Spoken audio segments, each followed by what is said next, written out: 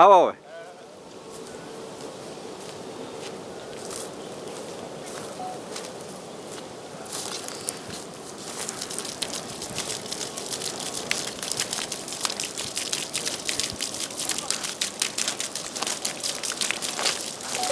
બરાબર બસ ધીરે ધીરે ધીરે આગળ ધીરે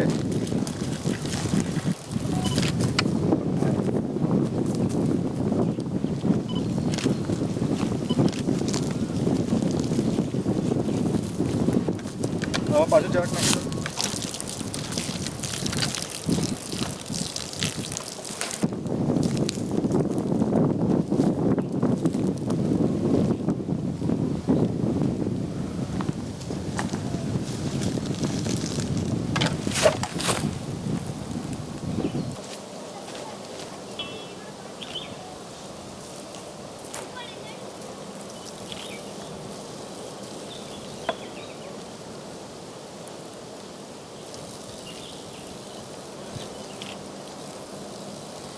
હા ચાલો ચાલો કરો. મારું નામ રતિલાલભાઈ પટેલ, ગામ ડુંગરવાડી.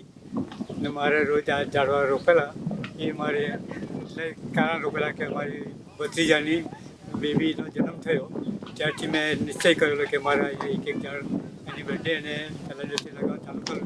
તેમાં સુધી લગાવ્યા છે અને લગાવતો પર રહી જેથી કે ડુંગર લીલો લીલો દેખાય અને લોકો પણ આકર્ષાય અને એના ઉપર પક્ષી પણ આવે અને પક્ષીની સંખ્યા પણ વધે.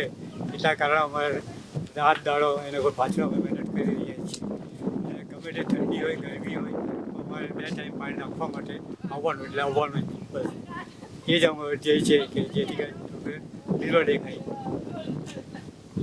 ઝાડ ઉપાડથી એક વાત કે જ્યાંથી કે આ જ્યારે દિવસે દિવસે ગરમીનું પ્રમાણ વધતું જાય છે એટલે આપણને એના કારણે ઠંડક મળે અને છાંયડો મળે લોકોને પણ અને એનાથી આપણને વરસાદનું પણ મહત્ત્વ વધી જાય અને એના કારણે આપણે આ ઝાડ રોપવું જરૂરી છે. અત્યાર સુધી ડુંગર ઉપર અમે લીમડો, પીપળો, વડ, કાળા જાંબુ, ગુલમોર અને આ રાયણાના ઝાડ લગાવ્યા છે જેથી પક્ષી પણ રાયણા ખાઈ શકે. બ્લેક જાંબુ કાળા એ ખાવા માટે આવે અને એથી આપણને પક્ષીનો અવાજ પણ સાંભળવાનું મળે એટલે જેથી આપણને બી ઘણો બધો આનંદ થાય અને એનાથી પર્યાવરણ બી ઘણું બધું ફરક પડે છે.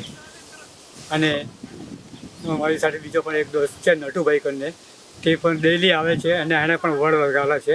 એ પણ ડેઈલી સાંજે 6 વાગ્યા પછી પાણી નાખવા માટે આવે છે. મેં ઘણા બધા લોકોને અને અમારા આર્થિક ગ્રુપ છે એ લોકો પણ મેં કીધું છે કે આપણા આર્થિક ગ્રુપમાં દરેક ભાઈઓ દરેકે એક એક ઝાડ લગાવવો અને એની જવાબદારી પોતપોતાની લેવાય કે જેના કોઈ મેરેજ હોય તેમણે બી મેરેજ થાય પછી એક ઝાડ ફરજિયાત લગાવવાનો નિયમ રાખવો કે જેથી આપણને પર્યાવરણનો બી ફાયદો થાય અને આપણને ઘણો બધો સારો મળે એવી આપણી ઈચ્છા રાખીએ છીએ.